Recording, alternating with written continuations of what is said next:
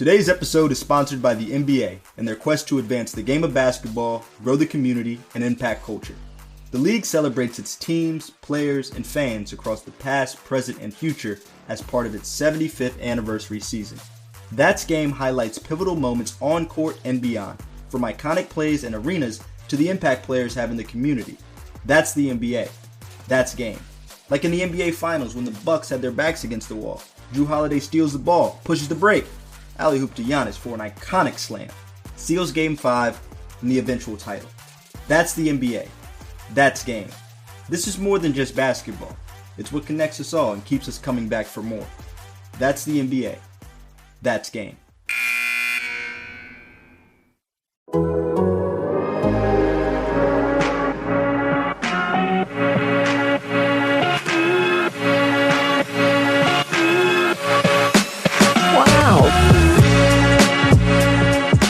Welcome to Spin Rate presented by Topps. Check out Topps Project 70, celebrating 70 years of Topps baseball cards. That's right, this is Spin Rate, the Athletics Toronto Blue Jays podcast. My name is Drew Fairservice. Welcome back. If you're a regular listener of Spin Rate, we're so happy to have you. The Blue Jays won a series, taking 2 out of 3 from the Detroit Tigers on the road here on Sunday night when we record this. And it's a joyous day. There's a lot to take from this series. It's very interesting. The Blue Jays are in an interesting, perplexing, but interesting place. All is not yet lost, I don't think. To bring the sober light of day, the keen eye for the truth, we have to turn our eye to a true journalist, the co-host of Spin Rate, Caitlin McGrath. Caitlin, how are you? I'm good. I'm expecting you to speak truth to power here, or power to truth, or what is it that, I don't know. Truth to power, I think. Yeah, you will speak truth to power, and you will comfort the afflicted and afflict the comfortable. I'm just thinking about like journalistic cliches. That's what we're here to do when we talk about baseball. It's afflict the comfortable, of which we are. But anyway, Caitlin, how are you? You're well? You're home? You're not trapped on a subway platform or hoofing it across the fine city of Toronto? No, my feet have fully healed from that hike, and I took it easy this weekend. Took a couple days off, so that was nice. And that's kind of rested and recharged a little bit for my own stretch run coming up. It's going to be exciting. Hopefully, it's very exciting. I not as in a way of punishing you or in like any kind of masochistic way. I hope that you're really busy for the next month or so, because that means good things for the Toronto Blue Jays, for the people who listen to this show and support them, and for you writing about stuff that's interesting instead of being like, yeah, they're really playing out the string here. I hope that there's many exciting things and be like, this is the first time Team X has done this in however many years. The Blue Jays with a triumphant comeback. Those are fun things to write about. You can read all the things that Caitlin writes for The Athletic. If you subscribe, if you go to theathletic.com/spinrate, there's a big deal going on right now. They'll give you a tidy deal, a nice little discount for your 1-year subscription to The Athletic, where you can read all of the latest and greatest as it comes across from this incredible team of journalists and writers and content creators who under the umbrella of The Athletic. So go to theathletic.com/spinrate, subscribe. And if this is your first time listening to this show, thank you for taking the time. We really appreciate having you aboard. I would love it if you went to your podcast catcher of choice and subscribe to the show. You can give us a like or a rating or a review if your podcast app allows. And I think that would be swell. So with that out of the way, we can talk about baseball this weekend. Speaking of baseball this weekend, I did not lay low. I made my triumphant return to the men's league baseball fields. And it was glorious. Let me tell you, playing baseball, it's pretty great. Frequent guest of this show, Jonah Birnbaum, and I reunited our battery behind the plate. I was for 7 long innings. And I had myself a great time. I threw a guy out trying to steal base, and I got 2 knocks. I cannot complain about that. And it's just great to be back there on the field playing baseball.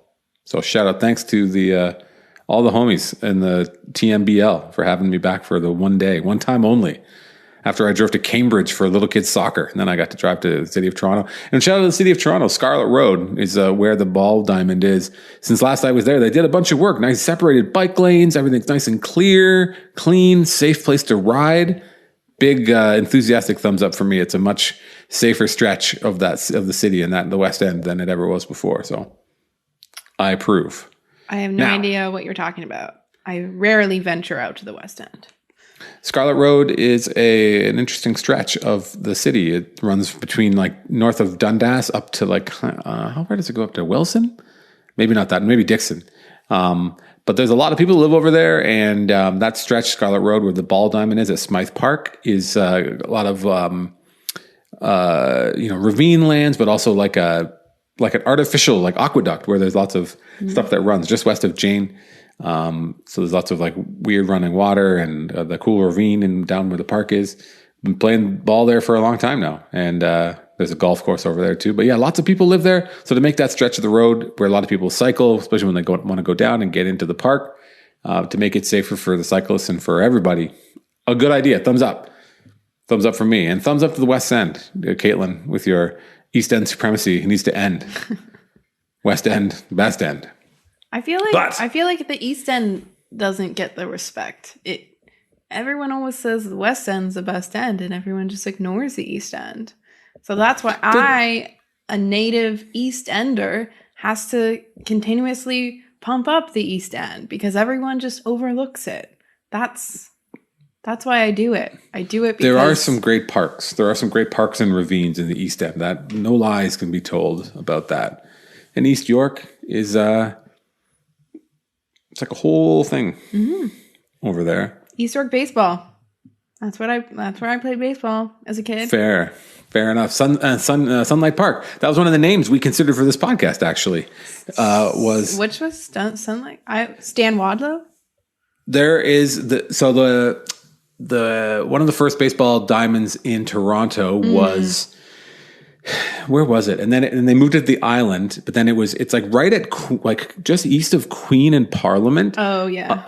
There's a plaque on the street on Queen Street so it used to be called Sunlight Park because there was like a soap factory next door, and they played like semi-pro and whatever quasi-professional baseball, or there was a baseball stand there where people would go and watch right in the East End. And I was digging around and I was like trying to think of a name for this show, and I was talking about, I had some Sunlight Sonatas or some sort of like tie into that history, and it didn't go anywhere because it was, in hindsight, especially awful. But interesting though. Go look for it. I think there's like a pizza. Imagine that, like outside of where this plaque is on the street on Queen, where you can see this historical monument to the days of yore, when there were places to work in downtown Toronto that weren't digital publishing jobs that disappeared after 4 months.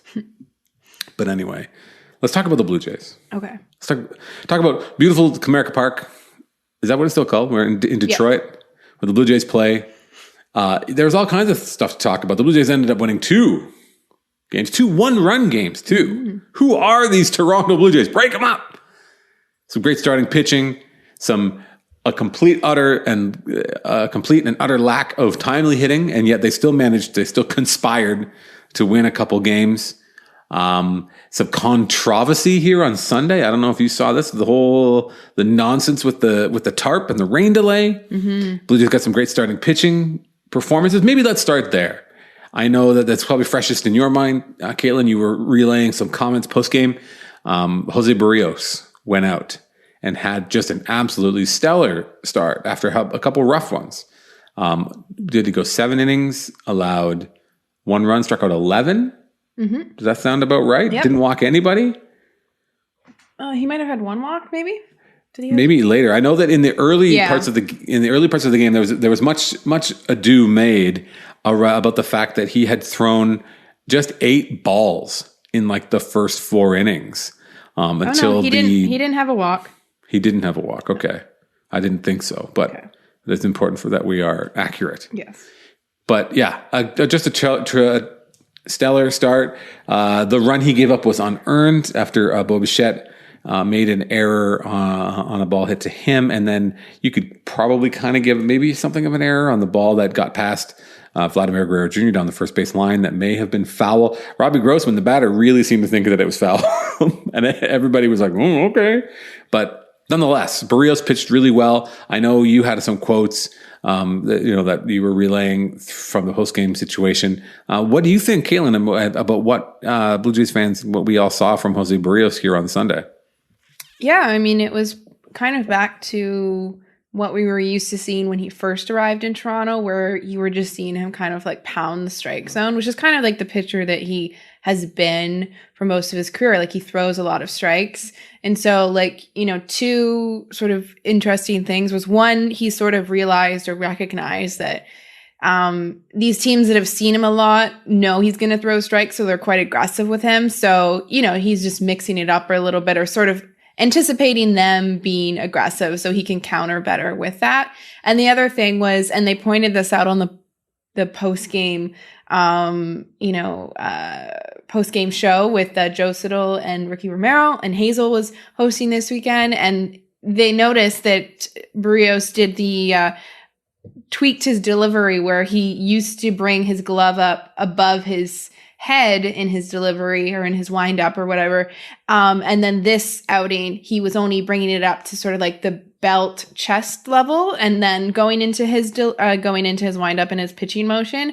And so, two observations. One, he kind of said that he's dabbled with that before. Like, it doesn't sound like it was a complete altering of anything that he's ever done before. It sounded like he's kind of gone back and forth between putting the glove above his head and then not. But another thing that was like, kind of interesting was that we saw the exact same sort of fix applied to Ross Stripling a little bit earlier this year. Obviously, it was from the mind of Pete Walker, and in terms of Barrios's why he did it, it sounds like it also was from the mind of Pete Walker, and suggesting, why don't we try this? Why don't we try to simplify your delivery a little bit? Maybe a little easier for Barrios, because, and we didn't get too deeply into it. Like, this is probably a conversation, if I wanted to know more about the process, that I would ask him. But like, with Ross Stripling, I think that it was more of a process, because I think he had been doing his delivery a particular way for a while, whereas Barrios, the sounds of it seems like he kind of has, like I said, dabbled with these different deliveries before. And so he just went to his more simple one to simplify everything. So, that was sort of the takeaway. And I mean, obviously it worked. It looked like it worked. And it definitely was probably reassuring. Not that anyone should have been worried about the trade, because there's still like a whole season's worth of starts that he's going to make, and it really would have been fine if he had a few rough ones early on, because he's a human and sometimes pitchers struggle, and especially pitchers who live in the zone a lot, sometimes get hit around a little bit, and then they make an adjustment. And like, he, for his career, is, a slightly above average pitcher for the last 5 or 6 years or whatever it's been. And he seems to have gone back to being that guy. So, but at the same time, obviously, when the Blue Jays are struggling to score so much, it's nice when you have a starter that just goes out and pitches pretty brilliantly and keeps the score very close and very low, so that his struggling offense has a chance to win. And that's exactly what happened today. They don't seem like the kind of offense that is capable of scoring more than 2. So if you can keep the opposition to 1, you're probably going to be okay. I was really excited to see him, Jose Barrios, doing the thing that makes him good.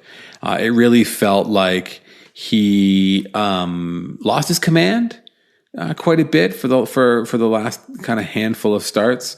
Hit around is one thing, but that was one thing I actually, Jonah, who I was talking about earlier, playing baseball with, we talked about it a few times, like on text messages and stuff. Just like, sometimes it really felt like Jose Barrios did not have a lot of command of his pitches. And while it's almost like the worst kind of way to be, to echo what you said, which is, you're in the zone, but you're not commanding your pitches to good parts of the zone. So something you're trying to throw to the corner, suddenly you're missing, and it's like up and, in, or up and on the inner half where it's going to get hit. And obviously today, Barrios did a great job of pitching, to those corners and to being really aggressive and getting swings and misses and getting that, again, talking about the similarities between he and Alek Manoah, which is getting that kind of front hip two-seamer to left-handed batters where they give up on it because they think it's going to be inside. And he was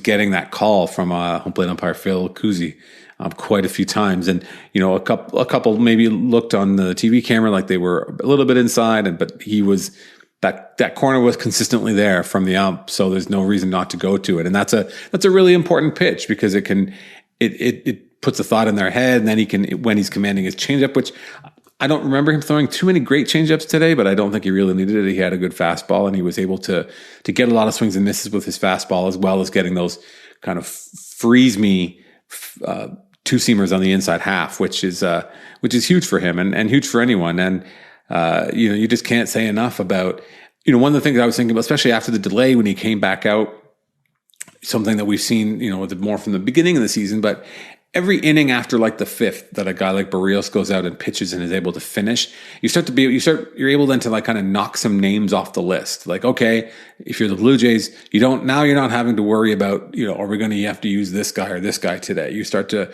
just really be able to winnow down the list of guys you're going to lean into. So then if the game does go long, for example, or if you do have to start running through pitchers more frequently. I think we saw that with Detroit a little bit today, where they kind of ran out of guys. They've got a lot of, really interesting relievers in that bullpen, but they kind of the next thing you know, they're relying on Derek Collin to get a bunch of outs, which I do not recommend.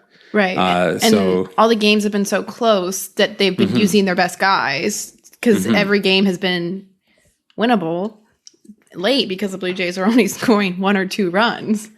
Like Cisnero, I swear, he and Vlad have faced they faced each other a dozen times in the last, 10 days. Same with Gregory Soto. I'm so tired of saying his name, and the only good thing about it now is that I definitely will not ever call him Juan again, as I know for sure now, having watched him pitch like 10 times in 2 weeks.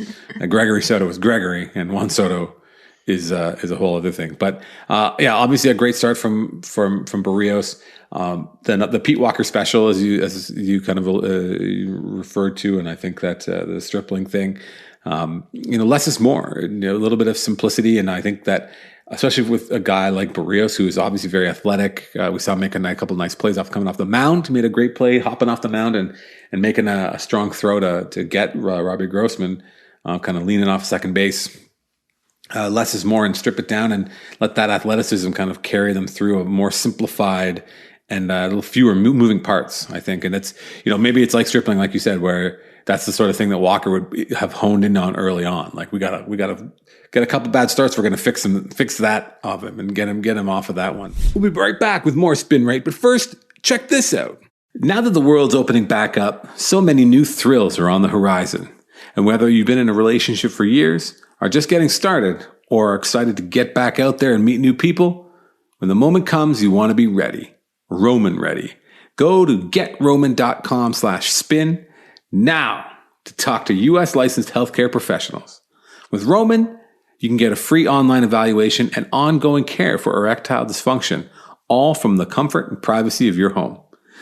We're looking at the Summer of Love 2021 version, and Roman wants to make sure you can participate in your way, whether that be as a single person or a couple who would rather just stay in with each other. Getting started is simple. Just go to getroman.com/spin and complete an online visit. Take care of your ED without leaving home. Complete an online visit today to connect with a U.S. licensed healthcare professional. Take care of it. Go to getroman.com/spin now to get $15 off your first month of ED treatment. Make sure you're ready to have confidence and control this summer. Roman ready. The presenting sponsor of Spin Rate is Topps.com and Topps Project 70. Topps is celebrating the 70th anniversary of its very first baseball card design with a new program that pushes boundaries while paying homage to their heritage. Founded in 1938 as a chewing gum company, Topps released their first baseball card set in 1951. Now, 7 decades later, Topps has teamed up with 51 artists and creatives from around the globe to revisit and reimagine 70 years of Topps' most iconic baseball card designs through a year-long program called Project 70. Project 70 has brought together creators of all kinds for this extraordinary set. Graphic designers, tattoo and graffiti artists, animators, illustrators, painters, and even a jeweler make up the artist roster, which includes names like Snoop Dogg, Action Bronson, Ben Baller, Jeff Staple, Tyson Beck, Alex Party, and more. Each artist will select their own Major League Baseball players and Topps designs from any year to craft a unique story. Ever wanted to know what Babe Ruth or Mickey Mantle would look like in a 1980s Topps design? Or how about Fernando Tatis in a classic template from the 1950s? Now you can. 3 new cards launch daily all year long on Topps.com and are only available for 70 hours before they're gone for good. While you're there, be on the lookout for special cards. Each card drop includes rainbow foil editions numbered 1 to 70, randomly inserted into each card's print run, as well as a 1-of-1 gold frame edition given to a lucky purchaser. Exclusive artist proof editions are numbered to 51, featuring a silver frame, are also available for purchase for every card. But hurry, as those sell out quickly after each card is launched. Head to Topps.com to learn more about Project 70 and to check out which cards are live right now. I mentioned Alek Manoah, who also had a great start on Saturday. His great season continues. It's I don't think I know I didn't. You can have high hopes. The highest hopes any of us could have had coming into the season. I think. What do you say? Is it fair to say that Alek Manoah has surpassed those high hopes? I think so. I mean, I don't know. I think actually hopes were pretty high because he had such a great spring training that I think a lot of people were hoping that he was going to be as dominant in the major leagues as he was in spring training. But of course, if you watch enough baseball, that might not be the case, and spring can be very deceiving. And there was probably, from my end, some question marks just because he really didn't have that much experience pitching in professional baseball. He was drafted only a couple years ago, and he was in pro ball, I guess, in 2019 for a short season in Vancouver, and then obviously missed 2020, was at the alternate site, so had sort of replication baseball, but not quite the same. And then he started the year in AAA and really only had a handful of starts before he was called up. And good on the Blue Jays front office for just recognizing that he was the type of pitcher that could handle that, could handle the stage, could handle the pressure. I think that's probably I don't know how unique it is, but I think that not every pitcher can do that. Not every pitcher can confidently go to the major leagues and learn there and make some mistakes there, but not let it sort of derail their development. Or, and Alek Manoah, I've been really impressed with just his attitude, I think. Just the way that he's almost gotten stronger, I guess, throughout the year. And he's really, even when he's had a few, and really it's been only a couple, not great or so starts here and there, but almost every time he's really bounced back from it. I'm thinking back to the Washington Nationals game, which obviously now we know in hindsight that there were some personal issues happening there, because right after he went on the bereavement list, and he said I think it was his grandfather who passed away. And so, but the 2 starts, I believe it's just 2 starts since then, he's been excellent. He's completely, bounced back from that. And he really seems to be, I don't think that he'll win Rookie of the Year just because I think there's other candidates that have been just playing in the majors a little bit longer. And I think Randy Arozarena, even though it's kind of weird that he's a rookie, but the rules are the rules, and he's eligible for it. And I do think I haven't looked at his numbers lately, but last time I checked, he was the favorite to win Rookie of the Year. And it seems like he's been having a good season.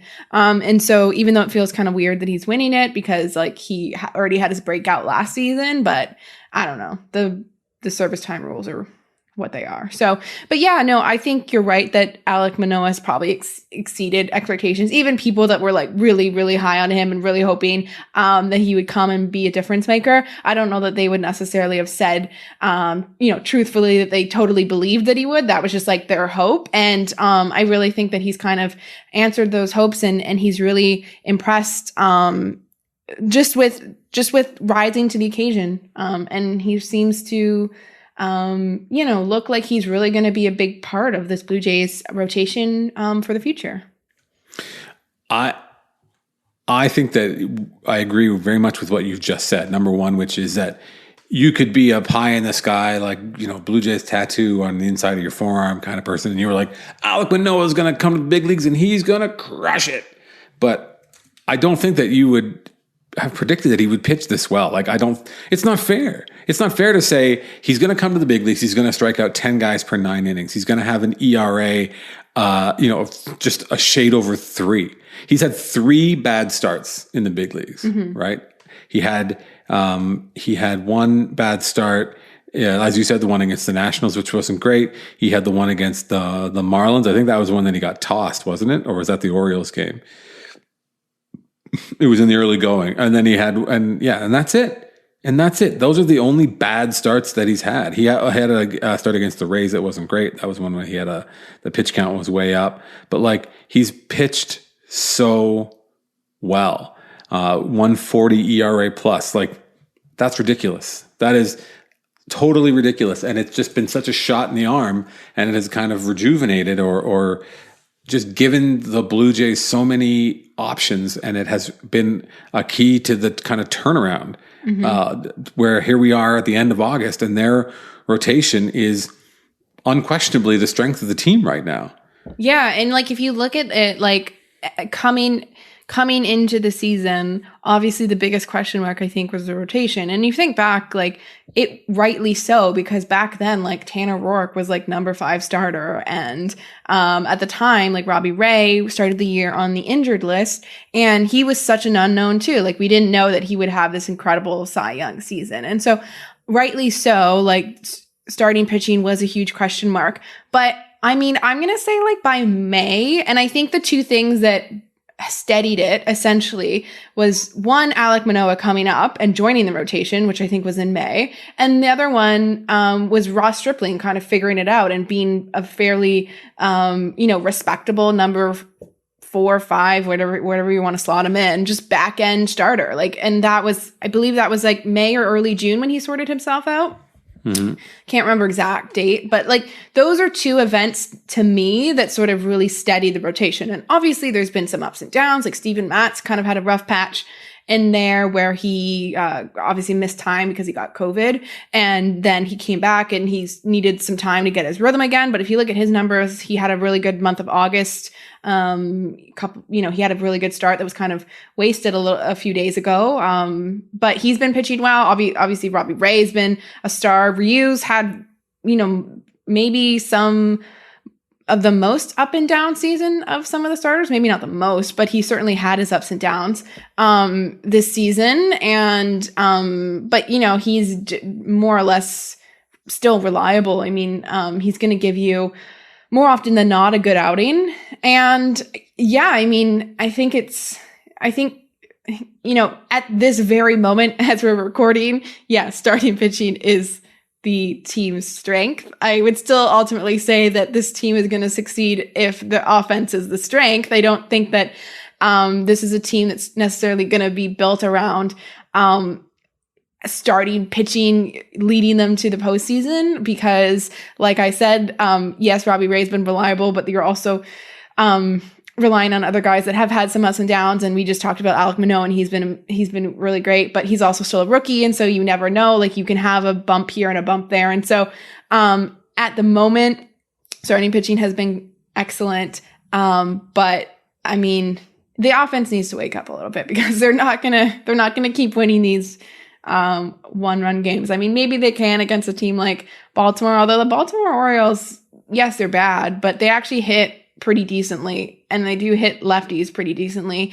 And the Blue Jays are sending 3 lefties up against the Orioles. So I'm predicting the Blue Jays are going to have to score more than 2 runs to win those games, or win that series. And maybe that will lead us into our next segment if we're going to talk about the offense. We could. Can we talk also? Okay, two things. Well, a few different things. Okay. The Rays went 18-1 against the Orioles this year. That is sickening. That is truly sickening.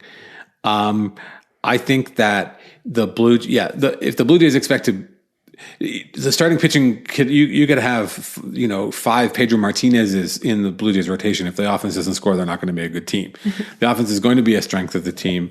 The timing of some slumps and the timing of some maybe guys getting a little bit figured out, I also think that a lot of players are hitting the wall. I think that this season is proving to be very long for a lot of people who maybe weren't quite ready, and the Blue Jays fans can see that first and foremost with some of the higher profile guys in their lineup, but it's not unique across baseball. There are a lot of players I think that are dragging ass. There's a lot of pitchers I think that are really struggling. So for the Blue Jays to have their starting pitching coming on as it is such a boon. Maybe that's another big advantage of Alek Manoah in that he has a relatively quote unquote virgin arm, in that he hasn't pitched that much professionally, and that he only made the handful of AAA starts before coming to the big leagues. So, a big guy like that who's thrown tons of innings, thrown lots of pitches in the SEC, hopefully you can continue to ride him out. Because one other thing I wanted to talk about, so his numbers, his like baseball card numbers are really good. He's got way more walks than strikeouts. His opponent, his whip is really low. But then you look at his StatCast numbers, and it's like he is in like the king of soft velocity. He doesn't give up, doesn't get hit hard, or he on balance, he's hard to square up. He also misses bats. He gets guys to chase out of the zone. Like, that's what a good pitcher looks like. That's what a good, like above average pitcher looks like. He doesn't quite throw as hard as maybe it was expected or hoped or we saw. But at the same time, if he's able to kind of add and subtract and then prolong his outings and prolong his season by not trying to throw 96 all the time, that's a pretty good thing. But we can, I think, and we shall move on to talk a little bit about the offense. I think that the outfield is a good example of kind of like what's going on with the offense in terms of they're just trying stuff out right now. Charlie Montoyo and the front office bringing in Gerard Dyson kind of on a whim, playing Josh Palacios in center field. A lot of this starts from the fact that George Springer is hurt and not ready to come back, or wasn't ready to come back for this weekend in Detroit. But also just the state of affairs when it comes to Randall Grichuk, who was having a great season and then was having a Randall Grichuk season and has now somehow slipped below that Randall Grichuk threshold. And now he's having like a Kevin Pillar season, which is like not going to fly. So the outfield is a real puzzle right now. I mean, I don't know what or why. Whatever question it is you're asking, I don't think that Gerard Dyson is the answer to it, unless it's like, who's the best guy we can bring in to be a pinch runner? Gerard Dyson is old. He is not as fast as maybe some of the folks who... He's not as fast as his reputation would suggest in terms of sprint speed and stuff, because he's an older guy. I'm sure he's a good base runner. He did not know what was going on in his one base running opportunity. He was totally wrong-footed there. Here, what was that on? Was that today? Yes. Yeah. Just like not sure what to make of Derek Holland. Didn't get a good read on a ball that was dumped into center field. Not a great first impression. That's not a representative of who he is, of course. But I think that's a bit of a sign, like that the Blue Jays they're trying stuff, because it's become a little bit untenable with Randall Grichuk playing every day right now. Yeah, and like the Dyson thing to me is more so like somewhat of late game protection. If you are using George Springer and he's back and he gets on base in the 8th or the 9th and you don't want him all out sprinting, maybe you want a pinch runner that can also slot into center field as like a defensive replacement for the late innings as well. So like, to me, it's just protection, more so for like Springer specifically, for running and for playing. You don't want him diving necessarily in the 8th or 9th inning, especially if a game is, if they have a substantial lead or or if they're losing by a lot, like you don't want George Springer to get hurt anymore. And so to me, like that is kind of the move, like why that move was made. But to your point, I mean, I wonder, and I asked this today, and I mean, it's a hard question to sort of answer, but like, can the addition of George Springer at the top of the lineup just go ahead and spark this lineup? Like, is that like, to your point, like if some of these guys are hitting a wall, and I should plug, because I read it, Mike Wilner of the Toronto Star, friend of the podcast, had an article this week, because this weekend he was in Detroit, and I guess Dante Bichette has joined the team, is going to be with the team for the final month here. And Mike Wilner talked to Dante, and, you know, Dante Bichette had some interesting comments about how he feels like this team, some of the young guys, he used the phrase like their brains are fried. And it's not that they are tired physically, although that is probably somewhat of a factor, but like they're young 22-year-olds or 20, you know, it's not necessarily that they're completely worn down physically, like they're fit individuals, but it's the mental part of it. It's the total grind of the season. Like, and you think about like the Blue Jays and like what they've gone through, and like, I don't know that we talk enough about it, or maybe we talked so much about it that we don't want to talk about it anymore, but like the moving, the different locations, all that kind of stuff, like did have a mental toll on them. And not to say that it's going to be an excuse, but I think honestly, like now that I've reflected on it, and I maybe saw some people commenting on this, and it made me think is like, I mean, the emotional high of coming home, I was in the stadium and it was like they were playing playoff baseball. Like that was just like the vibe. Like it was, I've never really, outside of the 2015, 2016 playoff runs, like I haven't really seen the vibe in the stadium like that ever. And a lot of those players, like honestly, would never have played in a home ballpark that had that kind of energy. And I think like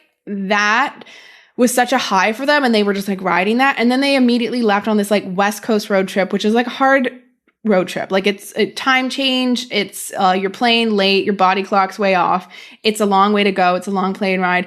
And they just looked so sort of like listless on that road trip. And I was thinking, and like, maybe I'm reaching here and maybe I'm making an excuse, but I just found like, I just would find myself, if you're on this like emotional high and then you have to like do this tough trip and you're not playing as well on this trip, and then things are kind of spiraling, and then your best player gets hurt, and like just that whole thing would have been such a roller coaster of emotions. And you're playing through a 162 season for the first time, and your body is tired and you're struggling and you're trying to make up for the fact that your offense isn't all of a sudden isn't hitting anymore. And like, to me, like I can wrap my mind around how some players would just be mentally exhausted. And I think what is going to be interesting to watch is like, can they get out of that funk? I think sometimes they talk about how August can be a bit of a drag in the season, but if you're playing for something and you have these meaningful games in September, you know, maybe that can give some guys, like you kind of, can work through it, or you push through it, or you find a new level, or whatever sports cliche you want to use. You can do it in September if you're playing for meaningful games. So to me, like that's going to be interesting. Like, can the Blue Jays wake up? Can Springer kind of ignite them? Is it going to take one or two games where they just have a big inning here and there to kind of snap out of it and you know, get a little closer in the race? I don't know, but to your point about them just kind of being exhausted, like I think there's definitely some truth to that. More Spin Rate coming up right after these words from our sponsors. Today's episode of Spin Rate is sponsored by the NBA and their quest to advance the game of basketball, grow the community, and impact culture. The league celebrates its teams, players, and fans across the past, present, and future as part of its 75th anniversary season. That's Game highlights pivotal moments on court and beyond, from iconic plays in arenas to the impact players have in the community. That's the NBA. That's Game. I can't help but think back to the 2019 season when that's Game 6 of the NBA Finals, Kyle Lowry comes out on fire, takes control of the game in the first quarter, sealed the Raptors' first ever NBA championship. That's the NBA. That's Game. This is more than just basketball. It's what connects us all. It keeps us coming back for more. That's the NBA. That's Game. Does this sound familiar? You've got one device that lets you catch the game live, another that lets you stream your favorite shows. You're watching sports highlights on your phone, and you've got your neighbor's best friend's login for the good stuff. Well, I want to tell you about a simple way to get all that entertainment you love without the hassle, and a great way to finally get your TV together. It's called DirecTV Stream, and it brings your live TV and on-demand favorites together like never before, so you can watch your favorite sports, movies, and shows all in one place. That means no more juggling remotes and no need to buy another device ever again. And the best part? There's no annual contract. Yes, no annual contract. So get rid of the clutter and the confusion and get your TV together with DirecTV Stream. You can learn more at directtv.com. That's directtv.com. Compatible device required. Content varies by package.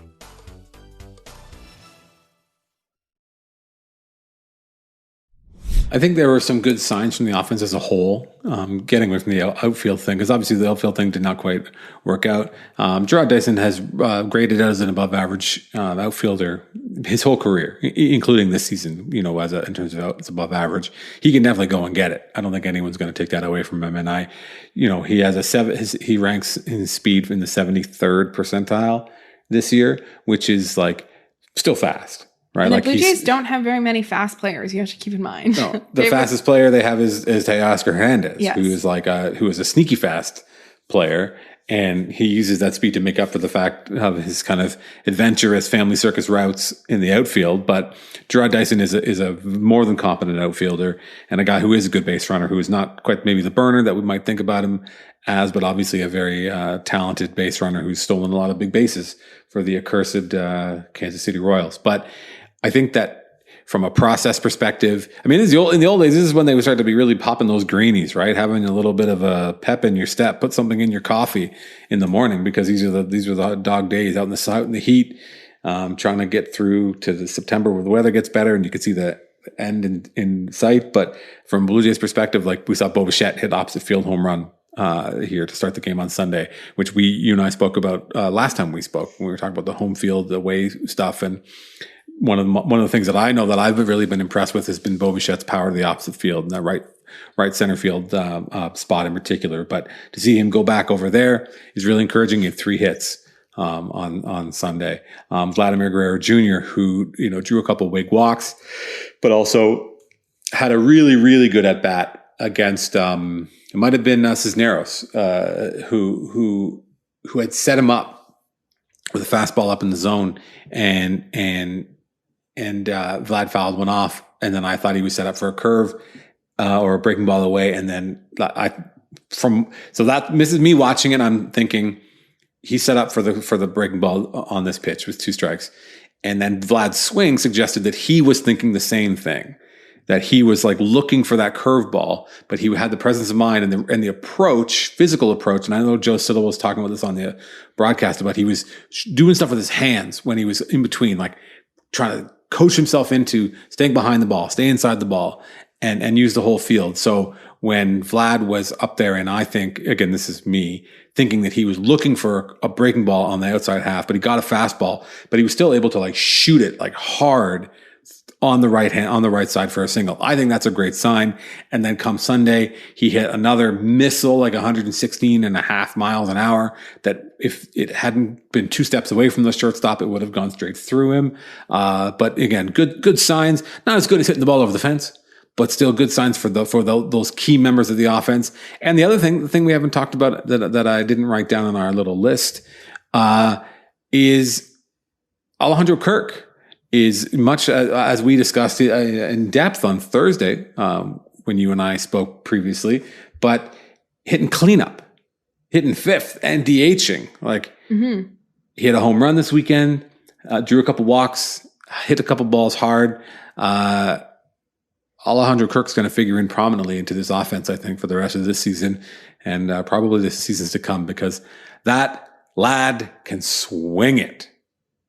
Yeah. And he looks good behind the plate. Obviously loves Robbie Ray, but I thought he did a really good job on Saturday behind the plate. Did a really nice job framing some pitches, really getting down low. I think the one knee thing is kind of behind him in terms of when he uses it, when he applies it. A lot of commentary types or Reddit-y types were very critical of, they're obviously critical of his physical attributes, his build. I don't think he's that bad a catcher that he needs to like relearn the position, which is how some folks kind of phrased it. But Alejandro Kirk has had a great weekend series, and he's going to continue to have great series because he can really hit, and they're going to give him, it looks like, a lot of chances to do exactly that. I think so, because I also think Danny Jansen's coming back in a matter of days as we get closer to September 1st. I would be expecting that we're going to see him called up on September 1st, as well as potentially a tall reliever. I don't know which tall reliever, but one of them. And one thing that's been has not gone under the radar, but it's been kind of striking, is that Teoscar Hernandez for the first half of this month was the hottest hitter on the Blue Jays and the hottest hitter in the American League.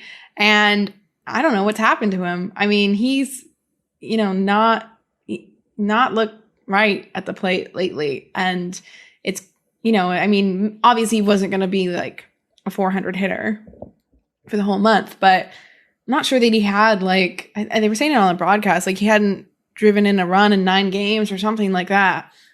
They said on the broadcast he hit home runs in 4 straight games, and then the 4th of those home runs was the last run that he drove in, however many, and then he's been like 3 for 40 or something like that since. Which, that's baseball when you really get down to it. In that you have a crazy stretch where you hit everything, and then you have another stretch where you don't hit everything, and then you start to zoom out a little bit. Like the big thing I think with baseball that is so easy to forget is that you always need to zoom out and don't take this chunk as being the reality, just as the chunk that preceded it isn't reality. Obviously, those two things will start to weigh out. And Teoscar is not a 100 or worse hitter.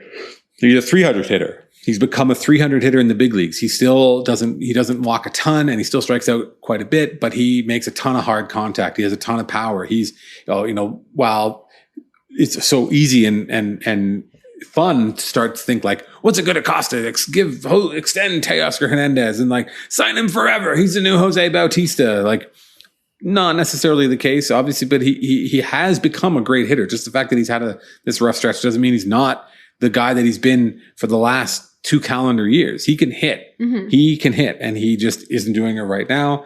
Charlie Montoyo, again, sort of toying with the lineup a little bit, moving guys around. There's one thing I've seen a lot of people talk about recently, and it's even with the emergence of Kirk, is what a difference a good left-handed bat would make in this thing. We've said this a lot. The Blue Jays hitters are so good that George Springer's not a guy you worry about hitting about his platoon splits. You don't worry about Vlad's platoon splits. You know that Bo is who Bo is. He's going to hit everybody when he can. He's going to hit nobody when he can't. But like a nice tall outfielder, left-handed hitter, boy, he would look real good in the lineup right now. Guy who strikes at a ton, walks a ton, but hits a ton of home runs. Shout out to our colleague Lindsay Adler wrote a terrific story about Joey Gallo this past week in The Athletic, and if you haven't read it, I recommend you go over and check it out. Seems like a guy who gets it. Really interesting about him, again, being who he is and coming to grips with the fact that he's like, this is who I am. I strike out a shit ton. I hit the ball to the moon. I'm just going to do that. And became a very, very good player in the process, instead of trying to be something that he couldn't be, trying to be what he thought he needed to be. He's like, I'm going to hit 190 or 210 but it's going to be fine. And it is. But boy, yeah, that's a guy that would look bad. And I saw some people saying like this, the Blue Jays are really missing Kevin Biggio, and which that's like a real like high school crush kind of thing. Like, it's, you remember the idealized version of this person, not really what that reality was. And yeah, he's been hurt this year, but he was also real bad this year. And while nobody wants to extract the difference between the two. If nothing else, he just gives a bit of another look. But the offense. Yeah, that said, the Blue Jays won 2 games this weekend. They scored 5 runs in the last 2 games. Yep. They are not scoring a lot of runs. It is still mighty grim in a lot of ways. The thing is, it's encouraging, I think, because you were getting at this. So, at least the hits are coming. Because I think before they just weren't even hitting, they weren't scoring and they weren't hitting. Vlad was slumping and they were slumping really hard, all of them at the same time. And now that at least you see some guys making some solid contact, you see some guys getting on base. The one thing is like they're not getting opportune hits. Like they're not getting hits when they have guys in scoring position, and they're not getting that like one big hit that gives them an insurance run. Or like even today, it was like that play, I guess in the 9th, where like Bo advanced and then he was thrown out on a Teoscar single, I think, or like fielder's choice, I guess. And then the next batter came up, was it Kirk? And like, and he hit one to the outfield, which obviously would have scored Bichette from second, but Bichette wasn't on base anymore because he got caught up in that sort of like, you know, hesitation between bases and then the rundown. And it was like, that just felt so, you know, August 2021 Blue Jays or late August 2021 Blue Jays, where like they finally sort of would have got a hit with a runner in scoring position, but that runner in scoring position was no longer in scoring position because he got thrown out. It was just, I mean, they won the game anyway, so it doesn't matter. And shout out Tim Meza, got his first major league save, 4-out save. So, you know, no harm, no foul, but it just kind of was funny to me. It's like, if the offense is sparked a little bit from these 2 close wins, and then they are facing the Orioles, and if the Orioles can't solve this slump, this runners in scoring position slump, I don't know what will, because after that they face the A's and then the Yankees. So those are teams that you want to be out of your slump when you're facing them. Yeah, I would say that is safe to say. The Blue Jays scored 6 runs in 3 games against the Detroit Tigers, and they won 2 of those games. If I told you that the team that has hit the most home runs in the American League would have 12 hits on Saturday, would you assume they would have scored more or fewer than 3 runs? One of them was as a result of the automatic runner being plunked out there on second base and then being able to score on a bloop that landed in front of the left fielder. It's really just put a magnifying glass, I think, that game, Saturday's game in particular, where just so many hits and so many opportunities, and they just, I think that's the thing, that the home runs have dried up, right? There's no more better shortcut to scoring runs than hitting it over the fence. And the Blue Jays, in addition, by not hitting the ball over the fence, they then put all that extra pressure on their offense to string hits together, which they're not really capable of doing right now. When they're not hitting home runs. In August, they are in the middle of the pack. They've hit 33 home runs in August, which I don't know if that includes today. That might have been coming into today, but that's outside of who they have been this season. So if you don't hit the ball over the fence, you got to string hits together. The Blue Jays are just doing half of that, or not able to string hits, having some weird, odd base running things. Then they've got all the fucking bunts, and then even today they had the bases loaded with nobody out and didn't score, which is suboptimal in terms of outcomes. But this is when it needs to kind of get right. As you said, they've got to face the Orioles. It would be great from Blue Jays perspective to get right, to get healthy, and to kind of get back on track against the Orioles back at home, coming back to the Rogers Center. One thing we haven't talked a little bit about, and maybe it's in bad taste, but to talk about the way that Saturday's game or Friday night's game ended, with Josh Palacios in center field diving for that ball, costing the Blue Jays a run to the inside the park home run. And then even I saw a bunch of people talking about this. To me, in particular, was Corey Dickerson.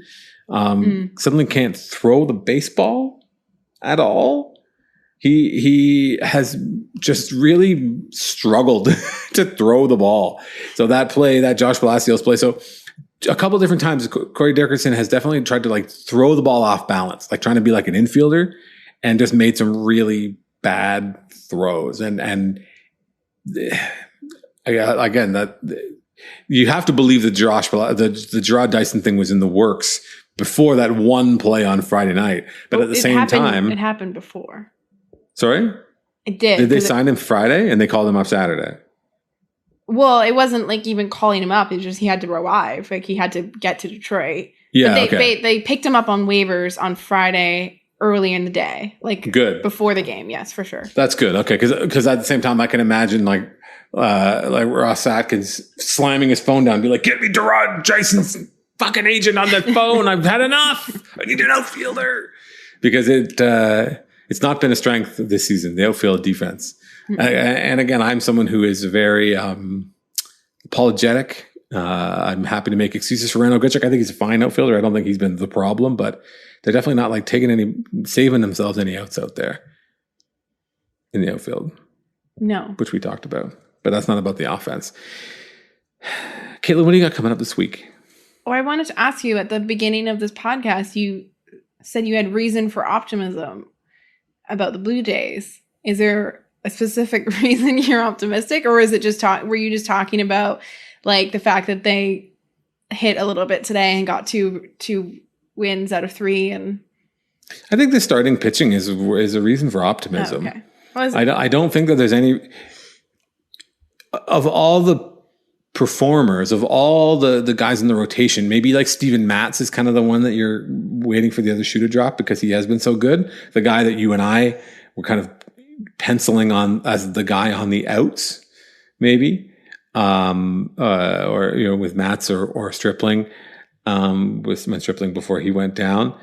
Obviously getting a great performance like that out of Jose Barrios is so huge. But I think that that's a reason for optimism. I think that the Blue Jays are like absolutely playing with the regression gods this year. So for the first however long, it was, oh, look at the run differential. Look at the run differential. It's gonna catch up. They're gonna go on a run. And now it's like they've taken that the run differential thing to its logical conclusion in terms of just being like, oh yeah, well watch us. We can't even hit it all with runners in scoring position. We will defy the law of averages by just refusing to do anything that resembles competency in those important situations. The run differential conversation has definitely quieted down as they're not quite in the same league as as where they were. Losing a ton of games, losing every series for a month will do that for you. But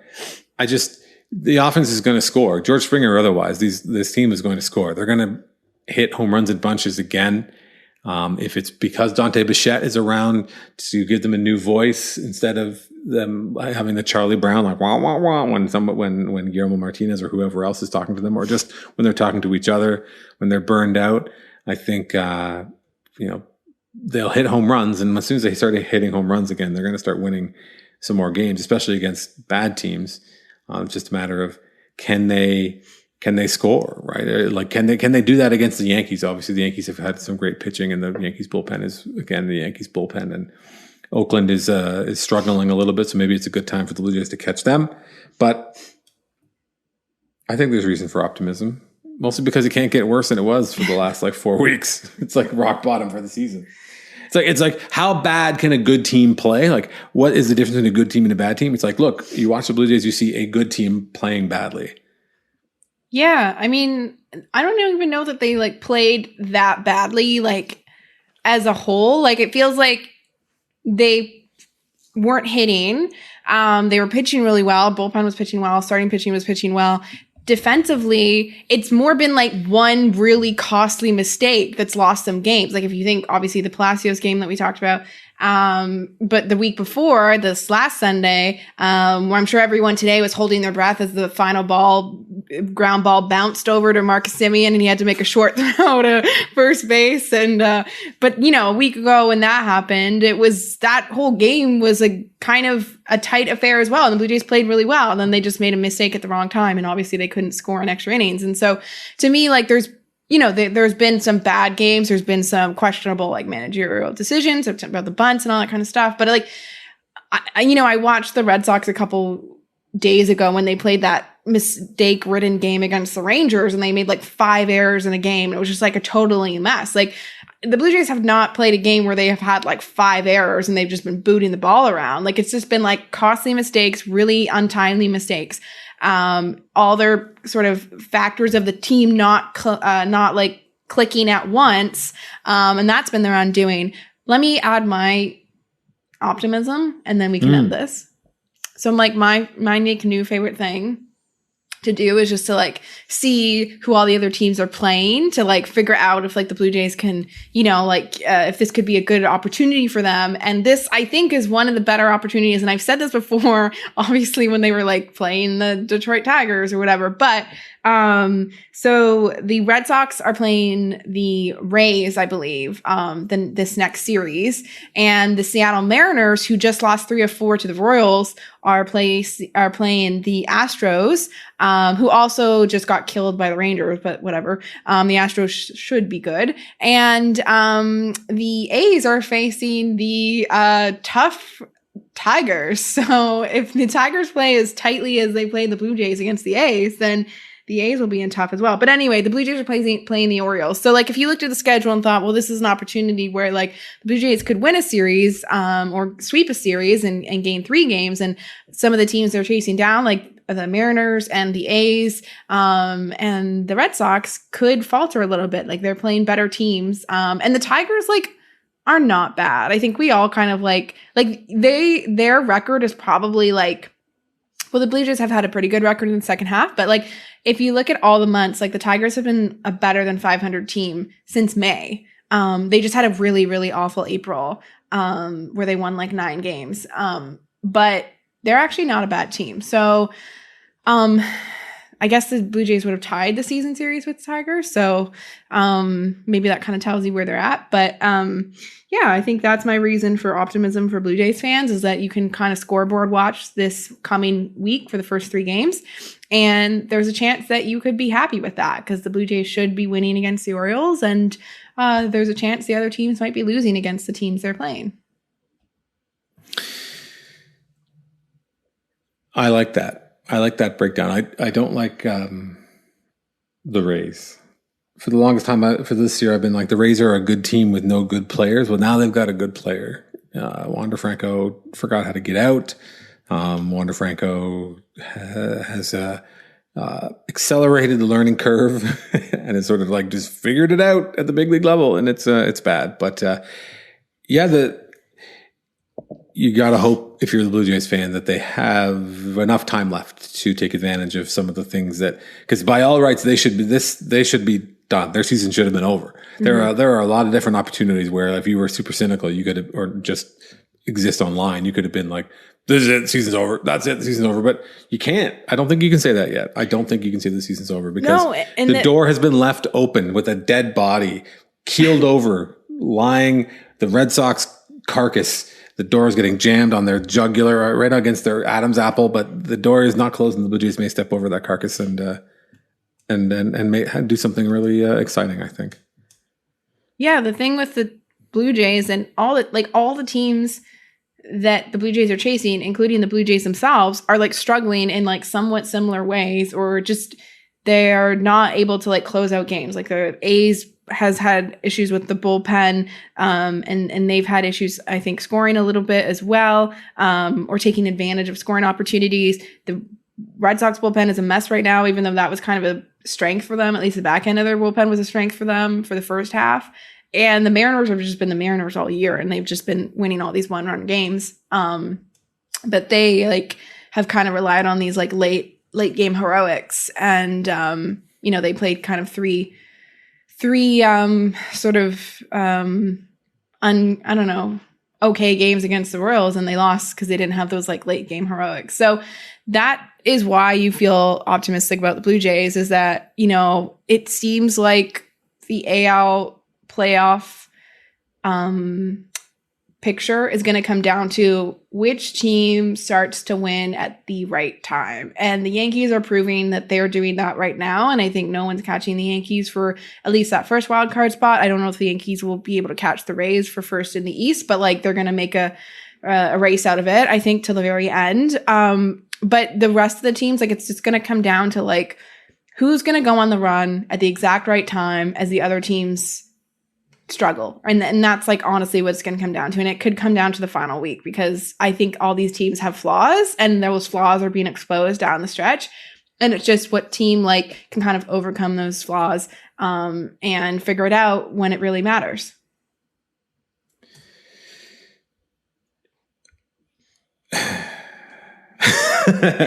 I would say, and you made this point really well just a few minutes ago, that even the Blue Jays, while their offense is obviously like really not firing on all cylinders, and while I said that they're a good team playing badly, the Blue Jays just need a little bit of luck. They need to get a few bounces, and I think that they'll be fine.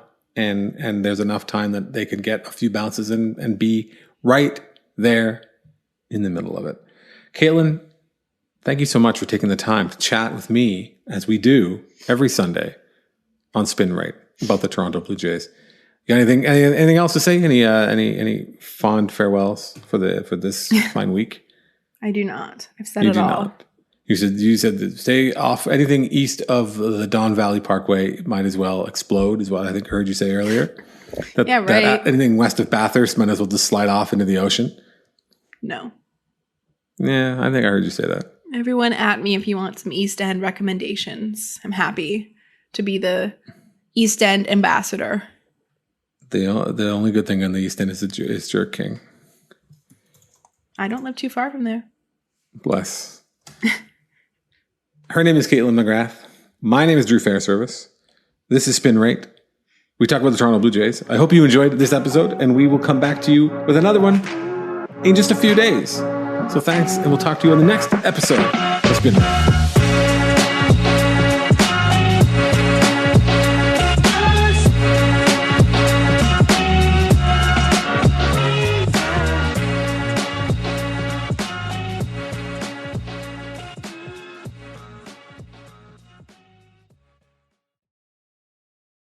Baseball season is in full swing. With fans headed back to the ballpark and a full slate of games every night between now and October, things are starting to feel a little more normal with America's pastime. The Athletic and BetMGM want to bring you even closer to the game we all love. Right now, listeners of this show can bet $1 and win $100, plus get a free year of The Athletic. You heard that right. Place any $1 bet and get a full year of The Athletic, plus $100 from BetMGM when you win. Great sports writing plus extra dollars in your pocket equals a total win-win. To take advantage of this offer from The Athletic and BetMGM, go to betmgm.com/athleticmlb. Note, this offer is for new BetMGM customers only, and winnings are paid in bonus dollars. That's betmgm.com/athleticmlb. Visit betmgm.com for terms and conditions. Must be 21 years of age or older to wager. Colorado, Indiana, Iowa, Michigan, New Jersey, Nevada, Pennsylvania, Tennessee, Virginia, or West Virginia only. Excludes Michigan disassociated persons. Please gamble responsibly. Gambling problem? Call 1-800-522-4700 in Colorado, Nevada, and Virginia. 1-800-270-7117 for confidential help in Michigan. 1-800-GAMBLER in New Jersey, Pennsylvania, and West Virginia. And 1-800-BETS-OFF in Iowa. In Tennessee, call or text the red line at 800-889-9789. If you or someone you know has a gambling problem and wants help, call 1-800-9-WITH-IT in Indiana. Promotional offer not available in Nevada.